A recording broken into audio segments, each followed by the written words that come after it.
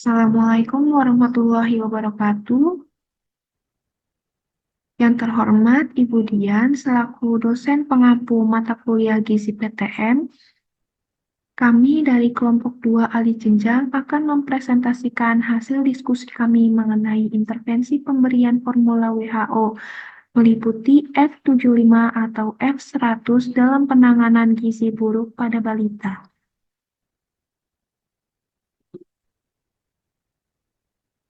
Kami beranggotakan 3 orang, yaitu terdiri dari Yunike Siva Fauzia dengan NIM 24048, Safira Indriani dengan NIM 24054, dan Hosainatul Ismi dengan NIM 24055. Berikut adalah hal yang akan kami bahas.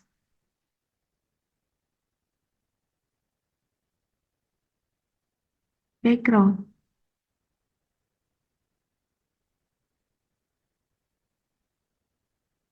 Artikel 1.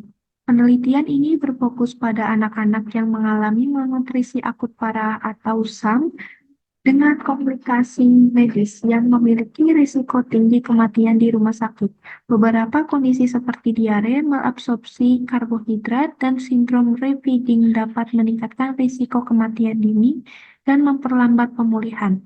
Penelitian ini dilakukan untuk menguji hipotesis bahwa susu F75 yang bebas laktosa dan rendah karbohidrat dapat mengurangi risiko tersebut dan mempercepat waktu stabilisasi.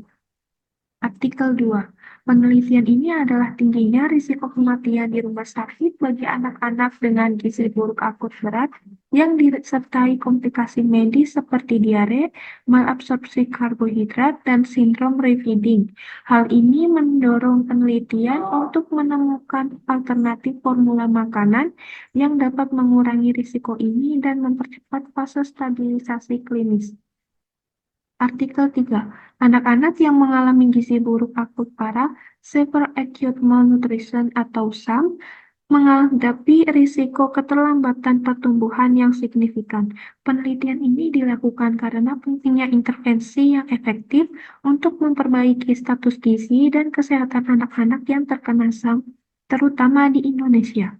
Dalam konteks ini, makanan terapeutik siap saji lokal seperti Bregas Nutritrol diperkenalkan sebagai alternatif yang memungkinkan bagi perawatan SAM di tingkat komunitas.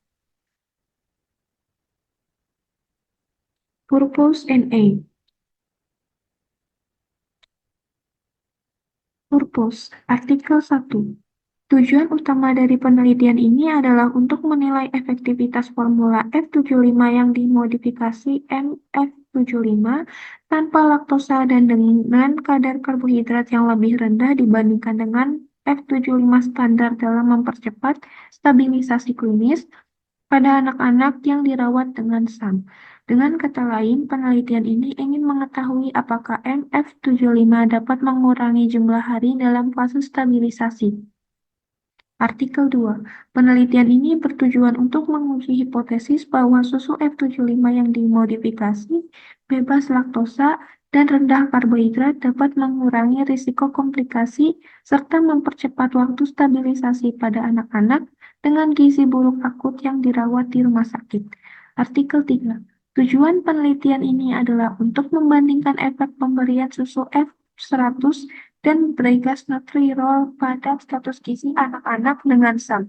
Penelitian ini dilakukan untuk menilai apakah intervensi tersebut dapat meningkatkan berat badan, lingkar lengan atas atau MUAC, dan tinggi anak-anak yang menderita SAM di Indonesia secara signifikan dalam kurun waktu 8 minggu. Aim atau sasaran. Artikel 1. Sasaran penelitian ini adalah anak-anak yang mengalami SAM dan sedang dirawat di rumah sakit di lokasi-lokasi tertentu, seperti di Malawi dan Kenya. Studi ini melibatkan pengelompokan secara acak di mana anak-anak diberi F75 standar atau MF75 untuk membandingkan waktu yang diperlukan hingga mencapai stabilisasi. Artikel 2. Sasaran utama dari penelitian ini adalah anak-anak dengan gizi buruk akut berat yang mengalami komplikasi medis. Penelitian ini melibatkan anak-anak yang dirawat di beberapa pusat penelitian untuk memastikan generalisasi hasil yang lebih luas. Artikel 3. Sasaran penelitian ini adalah anak-anak Indonesia berusia 12 sampai 59 bulan yang mengalami SAN tanpa komplikasi medis lainnya. Studi ini menggunakan metode uji coba acak terkendali dengan melibatkan dua kelompok, yakni kelompok yang menerima susu F100 dan kelompok yang menerima Bregas Nutrirol untuk memantau peningkatan status gizi mereka setelah 8 minggu. Tabel Picot. Problem balita dengan gizi buruk di intervention pemberian formula WHO F75 atau F100 di comparison tanpa diberikan formula outcomes meningkatkan status gizi dan mempercepat waktu stabilisasi. Rumusan pertanyaan. Apakah pemberian formula WHO efektif dalam meningkatkan status gizi dan mempercepat waktu stabilisasi pada anak-anak gizi buruk dan dibandingkan dengan anak-anak gizi buruk yang tidak diberikan formula WHO?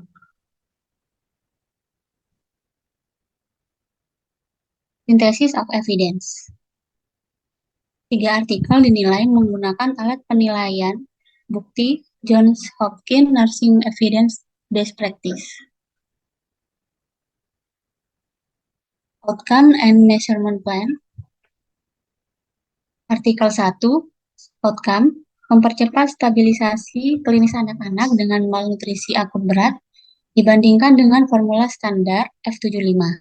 Dapat mengurangi waktu stabilisasi klinis sehingga anak-anak bisa lebih cepat beralih ke fase rehabilitasi.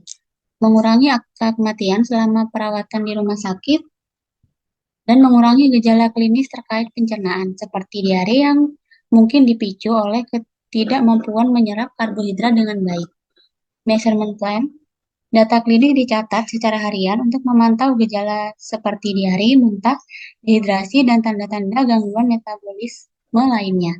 Tim klinis yang terlibat dalam penelitian ini tidak mengetahui formulasi yang diterima setiap pasien untuk mengurangi bias dalam penilaian kondisi pasien. Sampel darah dan feses diambil pada waktu masuk dan hari ketiga. Pengukuran laboratorium meliputi analisis serum dan stool biochemistry yang dilakukan di laboratorium pusat untuk menjaga konsistensi hasil.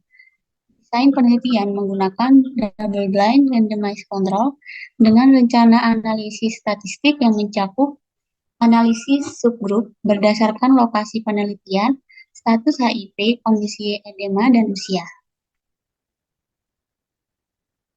Selanjutnya, artikel 2, Outcome, perubahan kadar asam lemak serum dalam darah dari waktu pendaftaran hingga akhir 10 hari perawatan di rumah sakit. Measurement plan, pengumpulan sampel darah pada hari pertama, waktu pendaftaran dan hari ke-10 untuk menganalisis konsentrasi asam lemak. Data dari analisis ini dilaporkan sebagai konsentrasi absolut dalam mikrogram per mililiter. Dan jika ada nilai yang tidak terdeteksi atau di luar batas kuantifikasi, penanganan khusus dilakukan. Selanjutnya, perubahan konsentrasi asam lemak dari hari pertama sampai hari ke-10 dihitung untuk setiap pasien yang memiliki data lengkap pada kedua waktu tersebut.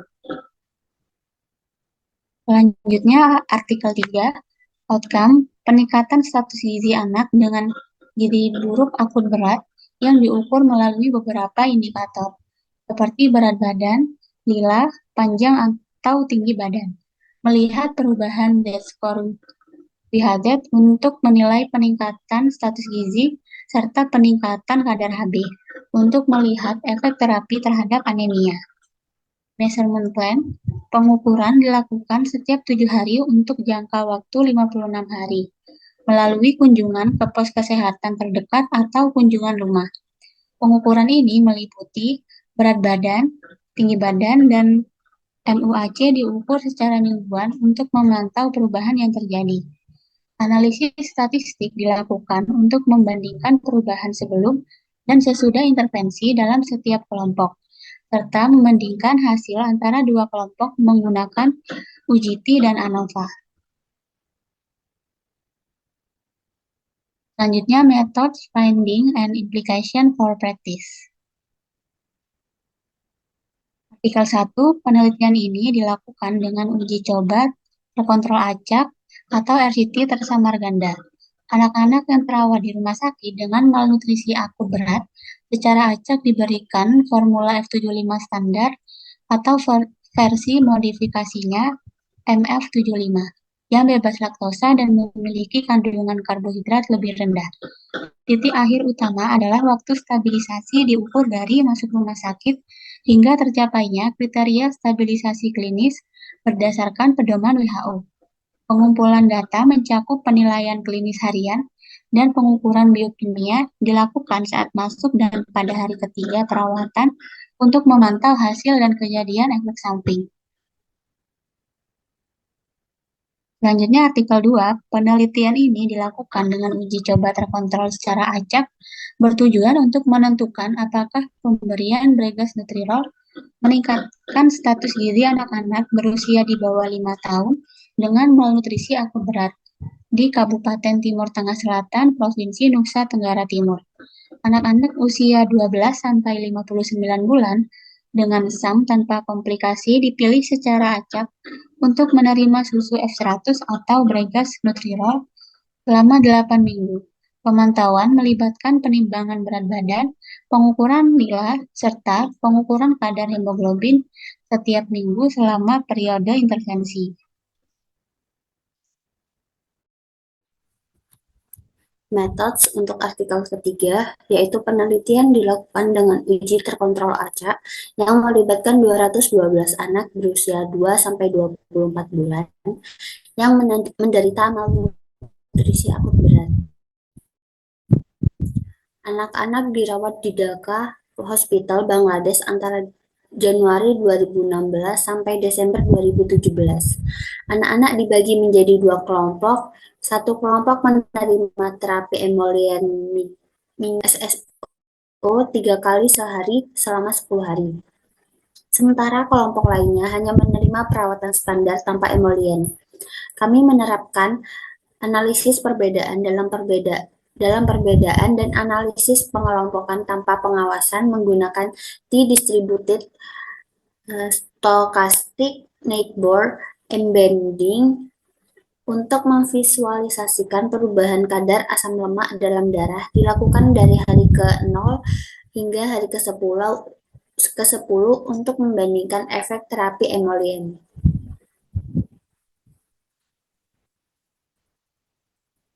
Findings pada artikel pertama, hasil penelitian menunjukkan bahwa tidak menemukan perbedaan signifikan dalam waktu stabilisasi antara kedua kelompok. Waktu rata-rata untuk stabilisasi serupa, 3 hari untuk kedua kelompok tanpa bukti yang menunjukkan keunggulan formulasi modifikasi MF75. Angka kematian dan kejadian efek samping sebelum stabilisasi juga sebanding antara kedua kelompok. Hasil sekunder seperti frekuensi diare, muntah, dan penggunaan cairan rehidrasi tidak berbeda secara signifikan. Namun kejadian gagal jantung kongestif lebih rendah pada kelompok MF75. Artikel 2, hasil penelitian menunjukkan bahwa kedua intervensi susu F100 maupun Bregas Nutrirol berhasil meningkatkan status gizi anak-anak dengan malnutrisi akut berat. Anak-anak yang menerima Bregas Nutrirol mengalami peningkatan berat badan rata-rata sebesar 1,07 kg, sementara yang menerima F100 mengalami peningkatan sebesar 1,05 kg. Peningkatan tinggi badan dan lilas juga signifikan di kedua kelompok dengan Bregas Nutrirol menunjukkan peningkatan sedikit lebih tinggi. Kadar hemoglobin meningkat signifikan pada kelompok F100 tetapi tidak signifikan pada kelompok Bregas Nutrirol. Pada artikel 3, hasil penelitian menunjukkan bahwa terapi emollient dengan SSO meningkatkan kadar 26 dari 29 asam lemak pada anak-anak dibandingkan dengan kelompok tanpa emollient. Pemberian ini terutama signifikan pada kelompok anak-anak berusia di kurang dari 6 bulan, dengan peningkatan paling besar terlihat pada asam linoleat, behenik, gamma linolenat, dan eikosa pentaenoat. Secara keseluruhan, terapi emollient menghasilkan peningkatan asam lemak esensial yang membantu mendukung pemulihan anak-anak dengan malnutrisi akut berat.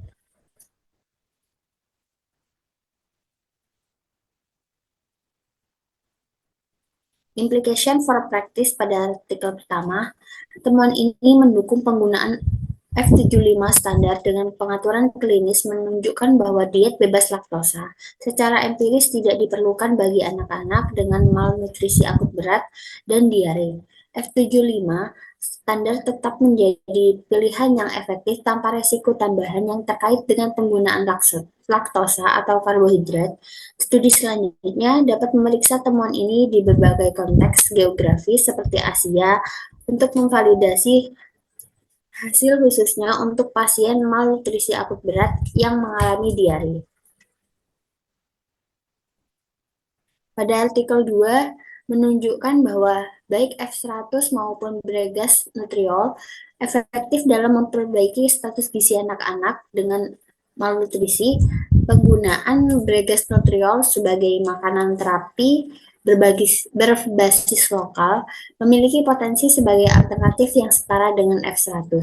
Yang penting dalam penanganan malnutrisi berbasis komunitas, intervensi lokal ini dapat diimplementasikan dalam program manajemen malnutrisi akut berbasis komunitas di wilayah Indonesia yang membutuhkan penanganan malnutrisi pada anak-anak. Pada artikel yang terakhir menunjukkan bahwa terapi emollient topikal dapat menjadi pendekatan tambahan yang bermanfaat untuk meningkatkan kadar asam lemak esensial pada anak-anak dengan malnutrisi yang mengalami disfungsi usus dan kesulitan menyerap gizi melalui enteral. Mengingat biaya rendah dan keefektifan terapi emollient SSO, lebih banyak penelitian diharapkan untuk mengoptimalkan penggunaannya dalam rehabilitasi gizi, khususnya untuk anak-anak di bawah 6 bulan yang rentan terhadap malnutrisi akut berat. Berikut referensi yang kami gunakan. Cukup sekian presentasi dari kami. Apabila ada yang ingin ditanyakan, silakan tulis di kolom komentar. Terima kasih. Wassalamualaikum warahmatullahi wabarakatuh.